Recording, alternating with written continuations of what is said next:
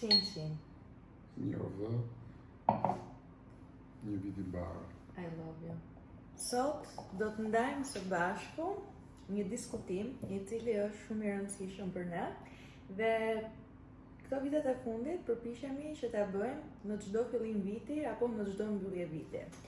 Ky është një diskutim reflektues që ne e bëjmë gjithmonë së bashku për të parë se si ka qenë ecuria jonë gjatë vitit të kaluar, për të bërë një reflektim mbi gjërat e rëndësishme që ne kemi bërë, mbi sfidat që kemi patur, mbi reflektimet që kemi bërë gjatë vitit, mbi historik të ndryshme që secili prej nesh, prej neve të dy, ka patur gjatë vitit të kaluar. Kështu që këtë gjë do bëjmë edhe këtë vit, do të diskutojmë mbi ecurinë e vitit 2025 dhe gjithashtu ky podcast vjen si një podcast reflektues që ne ju këshillojmë që dhe ju ta bëni në familjet tuaja, në çiftin tuaj, në marrëdhënien që ju keni, kudo që ju keni dëshirë, për të parë ku është secili prej jush, apo ku jeni së bashku dhe se çfarë do dëshironit të bëni, të përmirësonit, apo çfarë do doni të reflektonit për vitin pasardhës. A jeni gati? Gati. Unë do thosha që retrospektiva e jetës së një viti është shumë interesante për të diskutuar në çift, sidomos në çift, po qoftë në familje, nëse ka fëmijë më të rritur, për të nxjerrë në pa të mira dhe të këqijat që kaluam në vitin pasardhës. Kështu që gjithmonë produktive, është gjithmonë e kënaqshme, është gjithmonë e këndshme dhe është gjithmonë më e mirë viti që vjen se ai që kaluam. Kështu do të marrë gjithmonë. Let's go. Pyetja ime e parë që unë kam për ty është si do ta përshkruaje për ty vitin që le pas, si ishte 2025 për ty? Shiko, çdo vit është I tillë, por 2025 për mua ishte një vit interesant, kurioz, I ri, do të thosha, I ri në të reja. Kur them I ri, I them në gjëra të reja, në gjëra për të cilat njeriu, nëse vendos veten para pasqyrës, thotë që kanë gjëra që nuk I dija dhe nuk të njihja. Ka filluar të të njoh më mirë. Dhe ti po bëhesh më I mirë dhe të përgëzoj. Good job, bravo. Pra I thua vetes para pasqyrës. Kështu që për mua nuk e kisha menduar më përpara, e kisha në mënyrë të pavetdijshme, por ky vit ka qenë I vetëdijshëm që para pasqyrës do t'i thosha vetes këto fjalë. Dhe sepse ka pasur të papritura, ka pasur gjëra të cilat nuk I kisha menduar, zakonisht në gjëra nuk I mendojmë, ka gjëra të papritura në jetë, dhe më kam bërë të reflektoj dhe të them, ke ndryshuar, je bërë më I mirë. Kjo është e padiskutueshme. Edhe le të themi në një farë mënyrë, ka qenë pothuajse e njëjta gjë edhe për mua. Unë gjatë 2025-s veçanërisht kam zbuluar tek vetja shumë gjëra që unë nuk I dija që ekzistonin. Edhe për mua ka qenë një vit totalisht transformues dhe le të themi është njësoj sikur të kem kaluar në një epokë tjetër të jetës sime. Nuk e di ndoshta gjatë jetës secili prej nesh përjeton epoka të ndryshme, janë si libra me kapituj, ti mbaron një libër edhe fiks është si libër me kapitull, kalon nga njëri volum, kalon tek volumi tjetër dhe ti nuk je surprizuar se çfarë gjen tek volumi I këtij libri tjetër dhe për mua ka qenë një vit që më ka rritur shpirtërisht, më ka rritur psikologjikisht, intelektualisht, më ka rritur nga çdo lloj forme e mundshme dhe mënyra se si le të themi unë kam arritur që ta bëj këtë gjë ka qenë vetëm totalisht duke e lënë veten të lirë në atë rrjedhën që le të themi jeta më ka surprizuar apo më ka sjellë përpara, sepse duke e shtrënguar veten apo duke u përpjekur që gjërat jenë fikse ashtu siç dua unë, pritshmëritë janë ashtu siç dua unë, njerëzit janë ashtu siç dua unë, reagimet janë ashtu siç dua unë, qoftë edhe lidhur me ty, patjetër lidhur me ty sepse je gjëja më e rëndësishme në jetën time, por duke kuptuar këtë gjë që njerëzit duhet t'i lënë në ritmin e tyre, duhet t'i lë të evolojnë edhe ata apo të kalojnë ato gjërat e tyre në formën e tyre pa patur unë pritshmëri, më ka bërë mua që të hapem përpara çfarëdo lloj gjëje që kam pasur përballë, të hap zemrën, të hap shpirtin, të hap mendjen, të hap vizionin, të hap çdo gjë. Dhe kjo më ka rritur dhe më ka bërë që të zbuloj tek vetja një dashuri shumë të madhe për njerëzit e mi të afërt, për ty, për jetën, për dashurinë, për çdo gjë. Dhe kjo më ka kaluar në vëllimin tjetër, në librin tjetër. Kështu që kjo ishte një nga gjërat më të rëndësishme të 2025-s time me pak fjalë. Cila ishte ndjesia dominuese që të ka shoqëruar ty gjatë këtij viti? Se për mua ka qenë ndjesia dominuese, ka qenë dashuria pa kushte. Kush ka qenë për ty? Ndjesia dominuese. Natyrisht që kur flasim për ndjesi, një nga gjërat që janë më të bukura dhe më të rëndësishme në jetën është dashuria. Dhe ajo që ka dominuar në jetën time në këtë vit, që nuk ka qenë gjithmonë kështu, ka qenë vit i veçantë në ky aspekt, ka qenë rreth dashurisë. Pra, kam marrë, është një herë e parë në jetën time, që kam marrë më shumë dashuri se që kam dhënë. Kështu që kam qenë gjithmonë i surprizuar nga kjo, dhe kjo ka dominuar gjithë veprimtarinë time jetësore në këtë vit.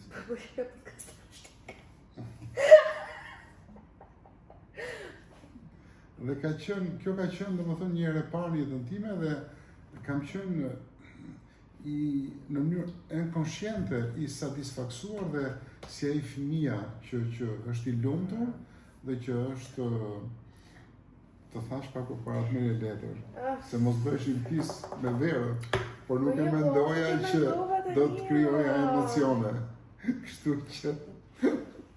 Kështu që për mua dominimi i kësaj ndjenje ka qenë shumë i fortë.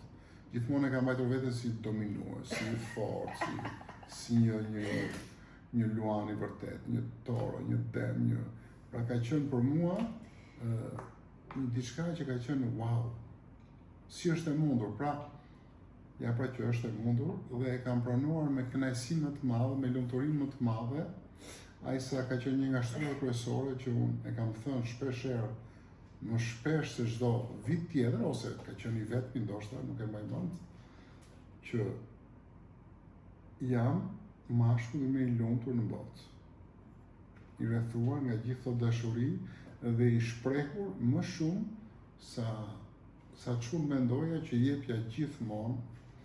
Pra kjo ka qenë që mos ta zgjas më shumë. Po, kurse unë do shtoj edhe diçka tjetër që është shumë interesante, që mua më vjen duke folur ti.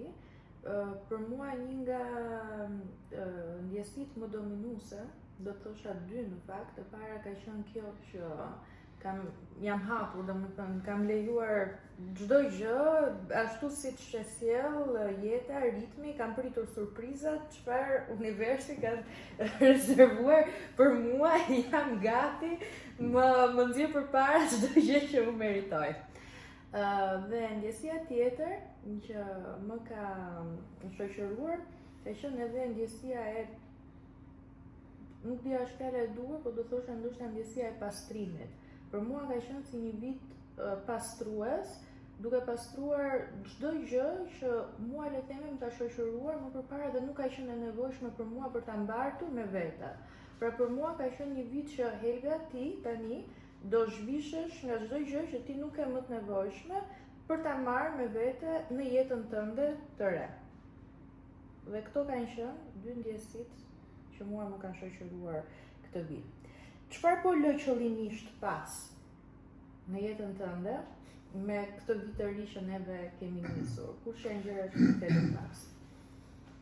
Një gjërat kryesore që unë po le pas dhe që qëllimisht, do të thënë, është Me në vetëdije. është në mënyrë të vetëdijshme dhe të pavetëdijshme, të dyja bashkë, sepse jeta të bën që të mësosh shumë gjëra dhe të kalosh eksperienca të cilat mund të jenë të vështira në jetë.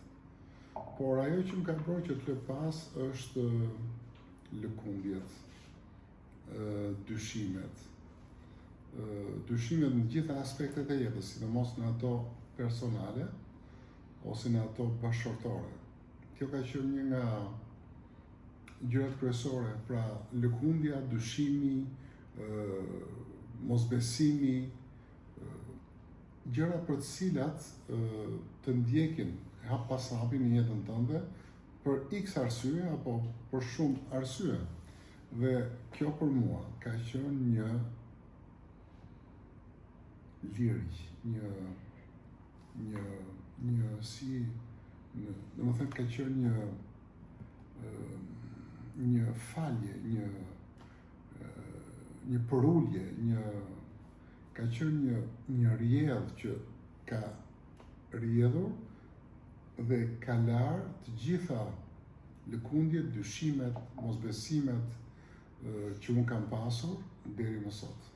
Dhe ka qenë një vit që qëllimisht do doja shumë, por ka ndodhur dhe jo qëllimisht që unë ta lija pas dhe të krijoja, që ndoshta do flasim më shumë më pas, më shumë siguri, më shumë besim dhe më shumë vizion për të ardhmen tonë.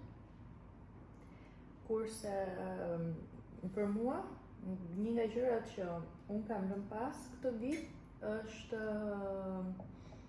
zvoglimi vetes time, që unë e kam pas bërë dikur ndoshta në një mënyrë të pavetëdijshme dhe marrja apo vendosja në pa, jo vendosja në pa, por pranimi i atij autoritetit tim të nënvetëdijshëm që unë nuk e kisha deri në një moment të caktuar, edhe unë e quaj në mënyrë shpirtërore, se unë jam shumë e lidhur si e di me atë botën time shpirtërore, është për mua sikur të kurorëzoj veten time me atë sovranitetin tim. Edhe kam kuptuar që marrja, lënia pas e atij zvoglimit vetes apo përpjekja për të mos qenë too much apo përpjekja për mos të nuk di si të ta shpjegoj. Besoj se ata që na dëgjojnë e kuptojnë vetë se për çfarë kam unë fjalën, por ai kurorëzimi im me atë sovranitetin tim i ka bërë mirë komplet familjes, kam përshtypjen, ty, njerëzve.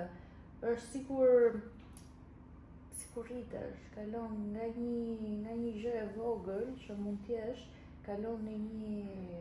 Unë për shembull unë e ndjej veten si një mbretëresh sovrane që eci për krateja. Një gjë që unë deri në një moment të caktuar, pavarësisht se përpiqesha apo bëja, nuk e ndjeja veten totalisht. Kurse sot unë e ndjej veten totalisht, e ndjej veten atë, nuk kam frikë, nuk hezitoj të shprehem në mënyrën siç unë e ndjej, qoftë edhe kur e ndjej që ndoshta nuk është gjë e duhur, por nuk kam hezitim ta shpreh një gjë ashtu siç unë e ndjej për ta shprehur. Kam lënë pas çdo dyshim lidhur me gjërat që unë dua apo mënyrën se si unë i dua gjërat dhe pra realisht fjala e dur është ajo, kam lënë pas atë anën time të vogël, atë hijen time të vogël, edhe kam nxjerr në pa sovranitetin tim gjatë këtij viti. Unë kështu e ndjej. Kam një pyetje tjetër për ty. Kush ka qenë një moment gjatë këtij viti që ka qenë momenti më sfidues personalisht për ty? Diçka që ty mund të ketë sfiduar këtë vit edhe që ka nxjerrë në pa tek ty një pjesë tjetër që ndoshta ti ke thënë vetes guxo. Shiko, ajo që më ka sfiduar dhe më ka bërë që të mendoj apo të meditoj, ka qenë mosdurimi. Pra, dy aspekte. Kam qenë mosdurues, i kam dashur gjërat shumë shpejt dhe kam mësuar që ky vit ka qenë viti sfidues për të qenë i durueshëm. Shpeshherë që i vogël e kam pasur në mendje këtë shprehje, i duruari, i fituari. Por nuk ka qenë në asnjë aspekt të jetës time moto. Ka qenë e kundërta. Për mua ka qenë i paduruari, i fituari. Të rija në radhë nuk e duroja dot. Të rija të prisja dikë që vonoheshe nuk e duroja dot.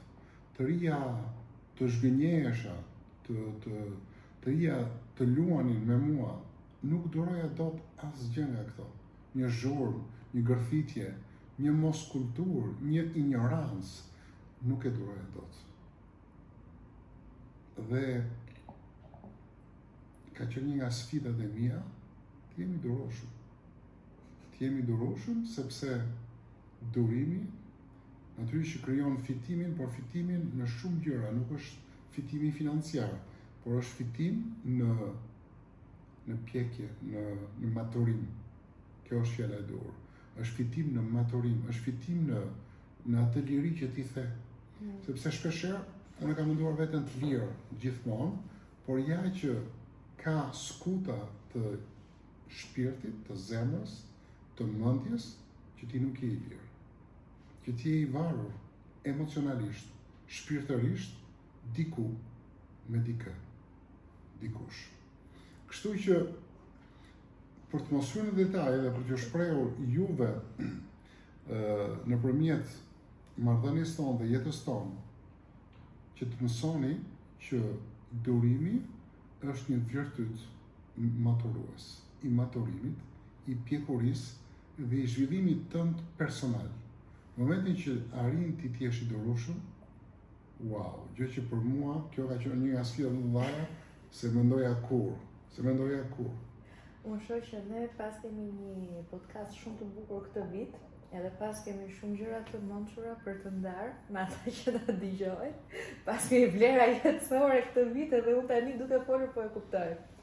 Ndërsa për mua një nga momentet më sfiduese nuk është se ka një moment të caktuar që ka qenë kjo ditë, ashtu siç ishte edhe për ty. Por le të themi një nga gjërat më sfiduese për mua ishte të hiqja nga vetja një pjesë e cila mua më kishte ndjekur gjithë jetën time. Egoja ime për të menduar vetëm për vete dhe për plotësuar vetëm dëshirat e mia, pa marrë parasysh njerëzit e tjerë që ndodhen rreth e përqark meje. Dhe kjo për mua nuk kishte ndodhur vetëm me ty, kishte ndodhur pothuajse me çdo person që unë kisha përpara, qoftë në aspektin e punës. Sepse gjithmonë kam vënë veten time të parë, pa menduar shumë për çfarë ndjejnë këta njerëz që mua më rrethojnë. A sillen mirë unë me ta? A jam e ndershme me ta?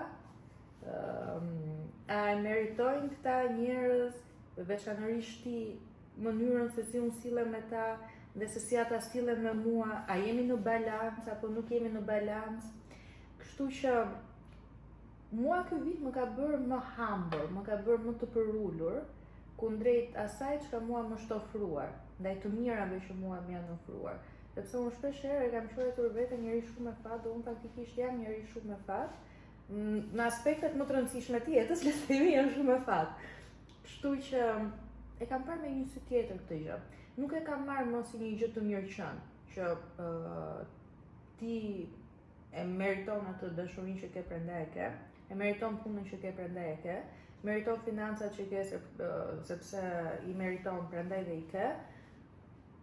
Dhe e di që e meritoj deri diku, por i kam parë më pak më për ulje, nuk i kam marrë si super të mirëqëna. I kam parë në një formë që nëse ti nuk kujdesesh për këto gjëra dhe mund t'i humbasësh. Kështu që e kam ulur pak atë egon time dhe jam bërë më mirënjohëse për gjërat që më rrethojnë. Kështu që sfida ime ka qenë t'u legë, edhe të jem më i qetë dhe më humble. Një pyetje tjetër, le të vazhdojmë se ne kemi bërë listën. Është një gjë që ti ke mësuar për veten, që nuk e dija më përpara. Që kam mësuar për veten që nuk e dija më përpara. Shiko, njeriu mëson shumë gjëra në jetë. Jo një gjë, por shumë mund mësosh.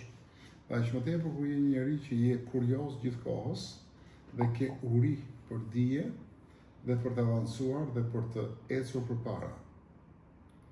Unë përsëri do ta kthej në atë që unë jam shumë kurios, shumë i uritur për dije, për punë, për biznes, për dashuri, për familje, për mirëqenie, për lumturi, për të gjitha këto. Dhe kam qenë një uragan. Dhe mendoja që nëpërmjet uraganit ti arrin të përmbysësh gjithçka dhe të bësh çdo gjë për veten tënde.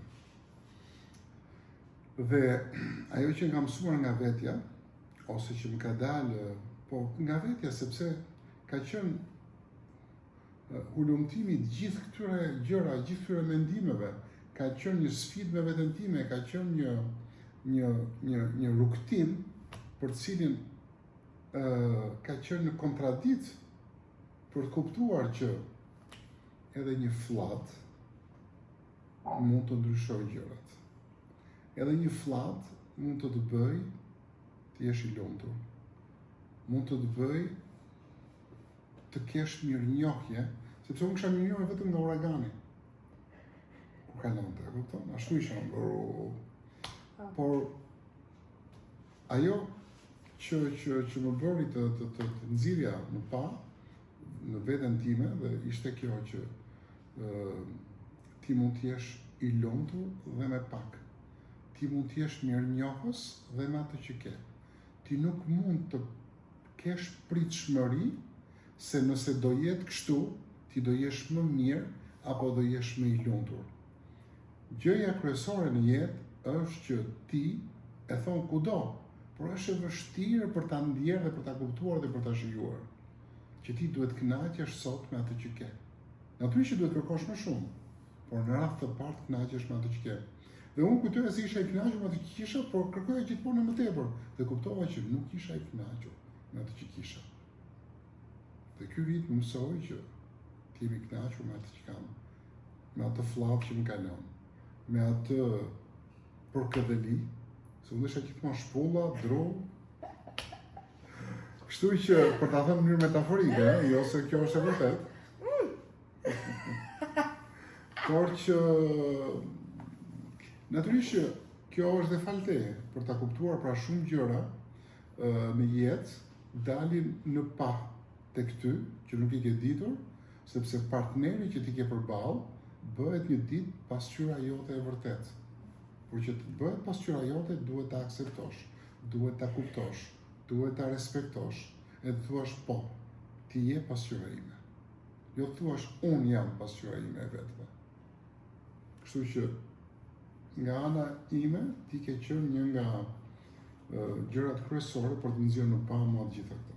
Kurse unë nuk e di nëse ti e di për mua, por nuk e di nëse e di, jam kurioze të pyes a e di apo jo. Unë deri para disa kohësh kam qenë njeriu më individualist i mundshëm, ndoshta, me njerëzit që Të po zbuloj tani nuk e di. Domethënë, kam përshtypjen se e di. Mua më ka pas interesuar vetja shumë dhe shikoja veten fillimisht dhe pastaj shikoja njerëzit që kisha për rrotull. Sepse isha me këtë idenë që nëse unë jam mirë, as tjerët janë mirë. Por kohët e fundit, vitin e fundit veçanërisht, kuptova një gjë shumë të rëndësishme për veten, për jetën që unë jetoj sot, që unë vërtet mund ta kem këtë dëshirën për të qenë individualiste. Por në momentin që unë provova të jem totalisht individualiste, e di çfarë ndjeva?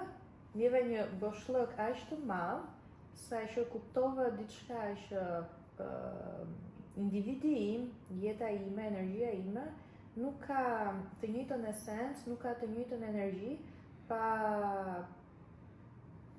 u kujdesur siç duhet, apo pa i dhënë energjinë time, familjes time dhe ty. Dhe kuptova këtë gjë, që unë jam një njeri që e dashuroj familjen time dhe bashkëshortin tim.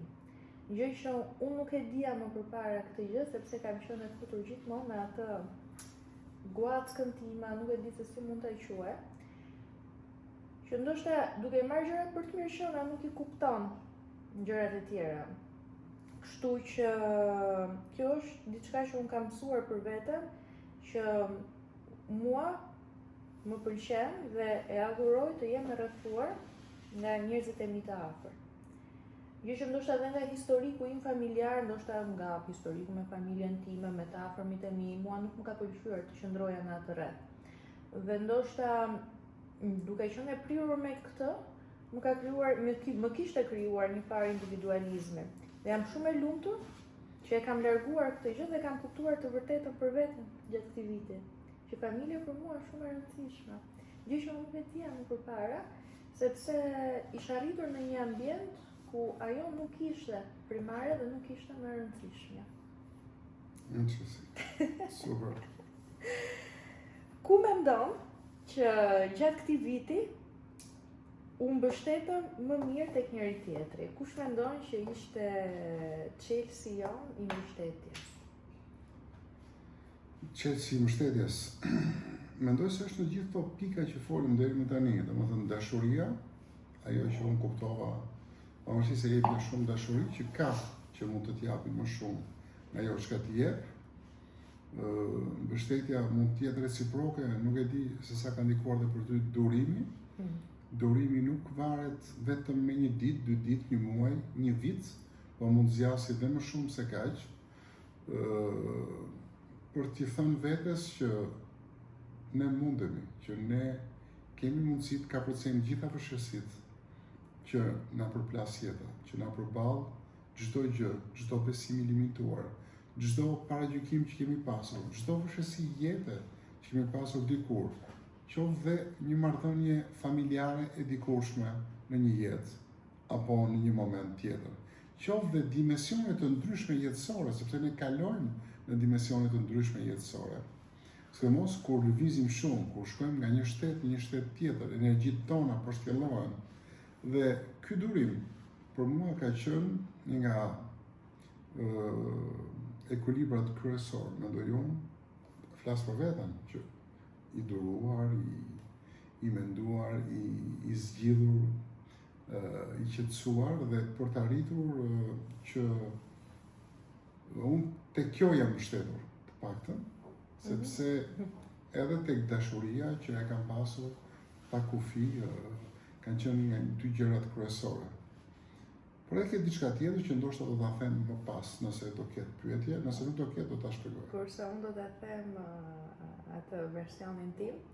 Një nga gjërat që unë kam adhuruar këtë vit, po kam adhuruar ama, ka qenë koha e kaluar me ty dhe diskutimet. Gjë që ne i kemi bërë pothuajse gjithmonë, por jo në këtë formë që i kemi bërë tani. Mund t'i kemi bërë shumë në fillim të lidhjes sonë, pastaj më pak kur erdhën fëmijët, etj.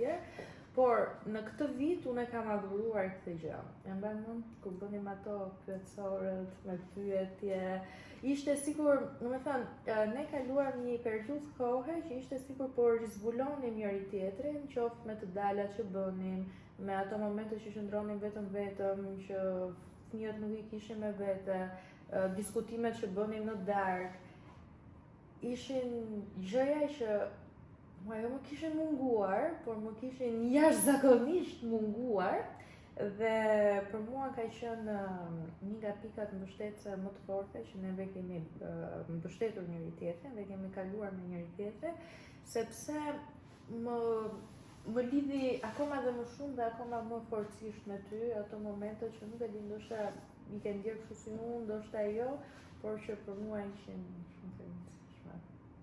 Çfarë mësove për mua këtë vit që të ndryshoj këndvështrimin? Për mua. Çfarë mësova për ty? Mësova që e thashë e preka pak ti e the ato pyetësorët gjërat dhe unë i shikoj si një dimension tjetër. Ne mendoj që, ndoshta këtë gjë nuk ta kam thënë, kalojmë dimensione të ndryshme në jetë. Nuk është e mundur që kaq drastikisht njerëzit të ndryshojnë dhe të mirëkuptohen. Ne kemi fatin që të mirëkuptohemi, por është reciproke.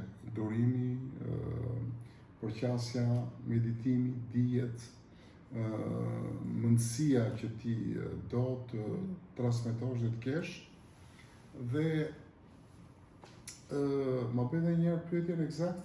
Çfarë mësove për mua këtë vit që të ndryshoj këtë vështrimin? Po. Dhe të gjitha këto pra po thosha dimensione të ndryshme dhe pash një ndryshim rrënjësor, tamam sikur ti kalove nga një dimension jetësor tjetër në një tjetër, po. Sikur ti nuk kishe dikur në jetën tonë, në marrëdhënien tonë, ti ishe, por nuk kishe totalisht. Tash nuk jam këtu për ta shpjeguar, bashkë të ta shpjegoja shumë qartë dhe do të ta thosha, por që atë që mësova është kjo që ti u rishfaqe dhe si një njeri ri, si diçka tjetër, si që je ti, por që si një personazh tjetër, një personazh ndryshe, një personazh më mësor, një personazh më e dashur me bashortin, pra, vedi fjalët janë të vakta dhe shumë të cekta do thosha, por nga thellësia shpërthyese që ti paraqit ose që ti u paraqite në këtë jetë, në këtë dimension jetësor. Pra ishte një ndryshim total dhe ajo që pash tek ty ishte shumë e fortë. Aq sa po them që ti këtë vit më ke dhënë më shumë se unë të kam dhënë ty. Ndoshta ka qenë një vit më meditues për mua, më reflektues, dhe nuk kam pasur mundësi të t'jepja aq sa do dëshiroja, por kam marrë dy fishin e asaj që unë kam dhënë, gjë që nuk kishte ndodhur kur më parë. Jo vetëm në marrëdhënien tonë, po për sa më përket mua nga ana personale, në asnjë aspekt të jetës time, një marrëdhënie. Kështu që kjo ka qenë për mua një wow. Është vërtet kjo dhe nganjëherë thosha, ora është kjo apo nuk është kjo? Është vërtet Elga apo nuk është Elga? Pra, ti ke arritur të kalosh një etapë e cila mua më zhduku një etapë superiore dhe sublime, ka qenë një etapë madhështore, gjë që e kam kuptuar me kalimin e kohës, me kalimin e ditëve, e muajve, e eventeve tona, dhe natyrisht që ato që desha thosha më parë dhe po e nxjerr këtu në pa ardhja, ne kemi pasur një jetë intensive, po ardhja në jetë e Rafaelit në dhjetor ka qenë një zhvillim dhe një dhurat që ka qenë pjesë e jotja dhe e jetës tënde, kështu e kam parë si një perceptim të asaj që ti arrite në një fazë, ndoshta mund të ketë faza dhe tjera, asgjë e vën dyshim, por një fazë superiore, shumë sublime, jetësore, në një marrëdhënie për të cilën për mua ka qenë një wow. Kjo ka qenë për mua ndryshimi thelbësor dhe rinjësor që unë kam parë tek ty. Kurse për sa më përket mua, unë nuk është se kam zbuluar të ty në një gjë që unë nuk e dija që ekzistonte tek ty. Përveç faktit që i kam vërtetuar këto gjëra, që unë dija që ishin tek ty, por që nuk isha totalisht e vetëdijshme që ishin. Pastaj mos themi edhe ndryshimet e tua, apo ato që unë kam vënë re që ti ke evoluar në jetën tënde, sepse sigurisht njeriu evolon edhe rishfaqet në forma të ndryshme, por ajo që unë kam parë tek ty dhe kam zbuluar tek ty gjatë këtij viti, ka qenë ai imazhi që unë gjithmonë e shikoja tek ty, por nuk e di pse në momente të caktuara më duket sikur nuk e kuptoja, apo nuk isha unë totalisht e vetëdijshme për ta ndjerë, por unë zbulova tek ty atë njeriu, si thonë shqiptar, të urtë. Njeriu në urtë, po atë. Njeriu në urtë edhe të mençur, që kishte qenë aty gjithmonë, por që unë thjesht nuk kisha aftësinë ta shikoja. Zbulova tek ty, kisha kisha thënë gjithmonë Norma King, ti je mbreti im, etj, por siç unë e kam ndjer në këtë periudhë, do të thënë, unë në këtë periudhë, gjatë 2025-sh, jo thjesht e kam thënë me fjalë, por çdo gjë që unë kam thënë me fjalë tek ty, për ty, në 2025-ën, unë jo thjesht i kam thënë, sepse ndonjëherë njeriu i thot disa gjëra, por nuk janë njerëzit të vetëdijshëm totalisht për gjërat që thon apo për peshën që kanë gjërat. Por unë e kam ndjer saqë dhe kur të shikoja apo kur të shikoj si imazh, unë nuk të shoh thjesht si imazhin që unë kam pas parë dikur, por të shoh në imazhin e atij personit të mençur, të urtë, që mban brenda vetes një dashuri shumë të madhe, një integritet shumë të madh, që mban vërtet atë kurorën e mbretit, po jo thjesht një mbret i zakonshëm, por një mbret i urtë, i dashur, i sjellshëm, me integritet, i drejtë me njerëzit, i fortë, me gjitha cilësitë më fisnike që një person mund të ketë në imazhin e tij.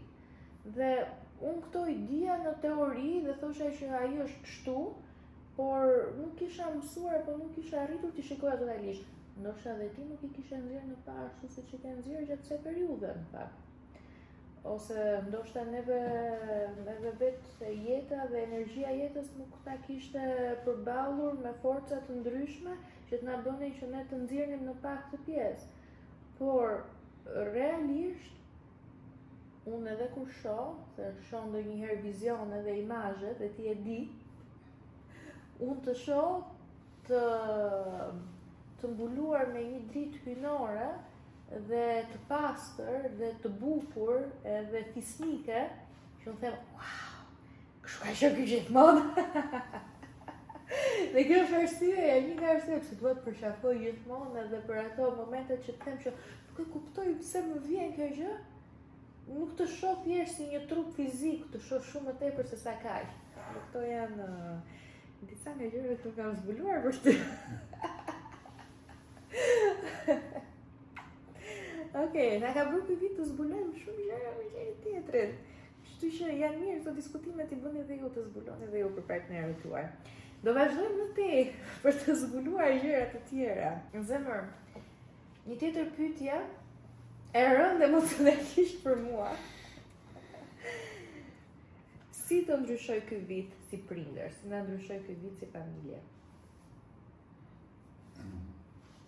Ky ka qenë një vit vendimtar për këtë lloj të menduarit, për këtë lloj ndjenje, për këtë lloj forme për cilën ti ke vizion për jetën tënde, sidomos atë familjare.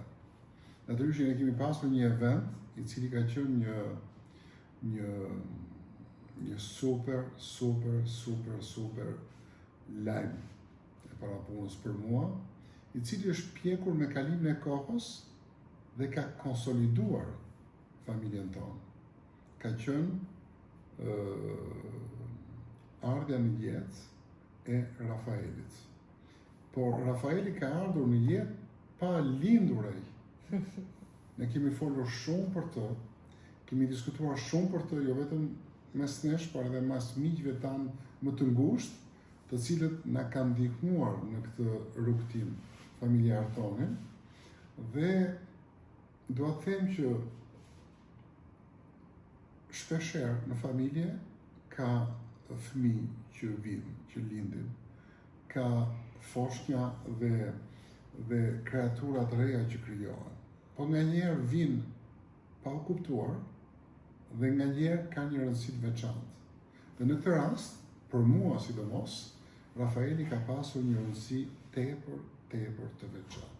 Ka ndryshuar totalisht perceptimin tim, jo vetëm për familjen, por edhe për marrëdhënien tonë, edhe për, nuk e di, a ka qenë ai ndryshimi i gjithë këtyre gjërave, i urtësisë time, i durimit tim, i perceptimit tim të gjërave ndryshe, i asaj që mos ketë më uragane dhe fortuna, po të ketë flladhe dhe era të lehta në jetë, dhe që mund të arrish dhe ta bësh jetën të lumtur dhe më të tilla gjëra. Pra nuk e di, ka qenë një ja vë atij pikat mbi i ose këtij krijimi dhe kësaj ardhje të re dhe shtimi në familje që ka qenë një nga pikat kryesore të jetës tonë në këtë vit.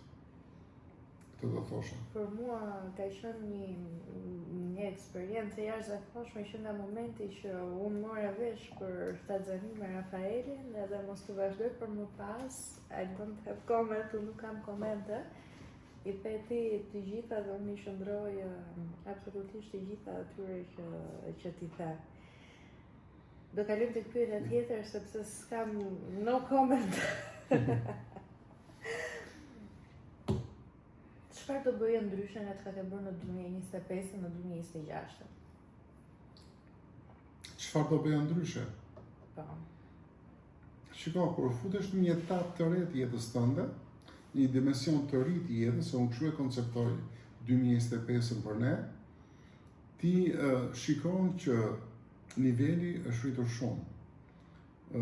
Ndoshta ti ke qenë egoist, flas për vete, që ti e ke pasur nivelin shumë të lartë, ti e i pa diskutueshëm, ti e kështu, ti e ashtu, por ja që kur arrin dhe të balancosh ose të njësosh dy nivele të tilla, perspektivat janë ndryshe. Realiteti është ndryshe. Dhe natyrisht që 2026, pra 2025 ka qenë sfidë, ka qenë ndryshim, ka qenë dimension i ri. Dhe 2026 do jetë për mua një evolucion tjetër, po jo një evolucion siç unë e kisha menduar dikur. Ky do jetë një evolucion më bashkërendues, do të thotë që nuk do jetë vetëm i imi, se gjithmonë e kam menduar që siç mendove ti kur ishe egoiste, që po t'je mu kështu, për dëshirat e mia. Për dëshirat e tua, nuk e mendoja që ta bëj këtë se kështu do jenë të tjerë të lumtur, do mendoj si diçka që do jetë kolegjiale, do thosha. Kolegjiale do thotë e përbashkët. E përbashkët jo vetëm në rangun e marrëdhënieve tona, por në rangun familjar. Sepse sot jemi një familje e konsoliduar, një familje shumë e bukur, për të cilën 2026 do jetë si 2025, po komplet ndryshe, me sfida të reja, me emocione të reja, me marrëdhënie të reja, me zhvillime të reja, që do jetë për mua një, e ke parasysh si ato gjërat morbido, sublime, të cilat të mbështjellin ty, dhe të ndihesh mirë dhe je i lumtur dhe i kënaqur me atë që ti je i mbështjellur, pra me atë që ke. Kjo është një nga gjërat kryesore të 2026 për mua. Kurse për mua, unë do të thosha që kam filluar të bëj ato ndryshime që vitin e kaluar, domethënë që gjatë 2025-s, dhe për mua 2026 do vazhdoj të jetë një ecuri e asaj çka unë kam nisur të bëj, me sigurisht ato që ti the, me energjinë e këtij viti të ri, me nismat e reja, me planet e reja, me gjërat që ne kemi në plan për të bërë etj. Por ato gjërat që unë do të lija pas, kam ndjesinë dhe kam përshtypjen që unë kam filluar duke i lënë pas që në 2024. Veçanërisht gjërat që kanë bëjnë me gjërat e jashtme dhe jo me gjërat që neve na takojnë. Dhe një nga gjërat më të rëndësishme që unë nuk do ta konsideroj si diçka që unë do ta lë pas në 2026, sepse e kam lënë pas, po thjesht po e tregoj për respekt të pyetjes, është lejimi dhe aksesimi i energjive të tjera brenda gjërave të mia shumë të shtrenjta edhe shumë të rëndësishme, siç është familja, siç është puna, siç është dashuria, siç janë fëmijët etj. Sepse njerëzit marrin energji nga energjitë e gjërave që kanë energji e njerëzve veçanërisht që kanë një energji shumë të lartë dhe shumë të pastër, sepse me çfarë do ushqehen tjetër? Do ushqehen me atë që njerëzit e pastër edhe me energji të lartë kanë. Kështu që ne duhet të jemi shumë kujdesshëm kë fusim brenda rrethit ton, kush ka mundësi të na aksesojë, me kë punojmë, me kë flasim, me kë le të themi bashkëjetojmë në atë ambientin jashtë familjes, kujt i japim akses që të komentojë diçka tonën, kujt i japim akses që të na preki me fjalët që thotë, qoftë edhe nëpër rrjetet sociale, sepse ne kemi një punë shumë intensive, veçanërisht tu në mediat sociale, kështu që deri në një moment të caktuar mund të na shqetëson çfarë thot dikush, çfarë shkruan dikush, çfarë bën dikush, si sillet dikush, etj. Kështu që të gjitha këto gjërat e jashtme janë gjërat të cilat kanë shkuar dhe kanë rënë në atë ujvarin në Niagara, se ke parasysh atë dhe nuk marrim asgjë me vete. Dhe përpara se ta mbyllim, un kam edhe një pyetje të fundit, për cilën do ta shëllojmë së bashku sigurisht. Cili është angazhimi apo premtimi që ne do t'i bëjmë qoftë vetes, por qoftë edhe familjes sonë? Shiko, angazhimi im në ato çka unë kam mision në këtë jetë është që brenda familjes time të kem mundësi dhe të jap mundësi vetes dhe të jap dhe mundësi atyre që të më kenë 100%. Të jem për ta 100% i tyre. Të jemi tyre edhe kur ata mërziten, gjë që e kanë vështirë për ta realizuar, dhe kur ata nevrikosen, edhe kur ata më shajnë ose më thonë diçka, më qortojnë, pra dua ta kapërcej veten mbi ato emocione dhe ndjenja mashkullore që më bëjnë të nuk është se bëjnë një gjë të keqe, por që më bëjnë t'i bëj ata që të ndjen keq. Kështu që këtë gjë do të kisha shumë dëshirë që këtë vit t'ishte një angazhim nga ana ime ta zbusja, ta menaxhoja më mirë, ta rregullarizoja, ta bëja vetes më të vetëdijshëm që nuk janë gjë, që janë thjesht gjëra kalimtare, dhe ty të jesh ai që ke qenë para se të ndodh kjo ngjarje, kjo ndodhi, kjo vështirësi, ky qortim, kjo gjë. Anyway, lëre të kaloj dhe qëndro ai që je, nuk ke pse ndryshon.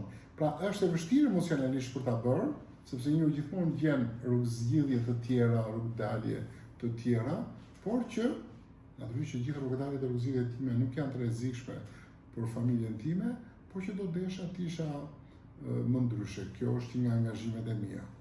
Kjo është një nga gjërat kryesore dhe vazhdoj të them gjë që do e bëj me që është dhe pyetja e fundit, ti do japësh përgjigjen tënde që në jetë nuk duhet që të ndalemi apo të fajsojmë, apo të gjykojmë, apo të edhe të, si ta them, jo vetëm ke gjykimi, por edhe tek ekzekutimi, të ekzekutojmë dikë, ta bullizojmë dikë për ato çka edhe mund t'jenë fajtor. Kur ata bëjnë pjesë në familjen tuaj, kur ata bëjnë pjesë në zemrën tuaj, kur një njeri bëjnë pjesë në zemrën tënde, sido që të vinë rrethanat, shkaqet, mbeten në zemër, edhe për të që thash tani që dua të dalë mbi veten dhe ta kaloj, prap, unë të them, zemër shiko, mund t'jemi një vërtosur, po unë të dua, të kam në zemër. Po këtë gjë ti nuk e kupton, sepse ti thua këputet feeling dhe të kuptoj shumë mirë.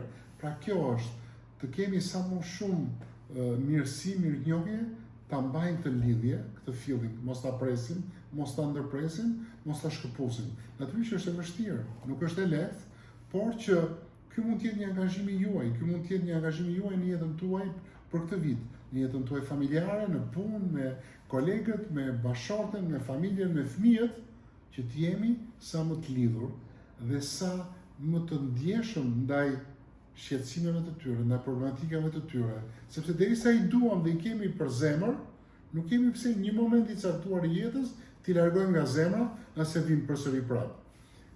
Kjo është ajo që unë do angazhohesha edhe për veten time, po që ju përpjekët juve të angazhoheni në këtë vit 2026. Pastaj do flasim për anën profesionale, do flasim për biznese, do flasim edhe për gjëra tjera. Por këtu jemi për një marrëdhënie e cila është e rëndësishme sepse është baza e gjithë shkaje që ti do ndërtosh më pas.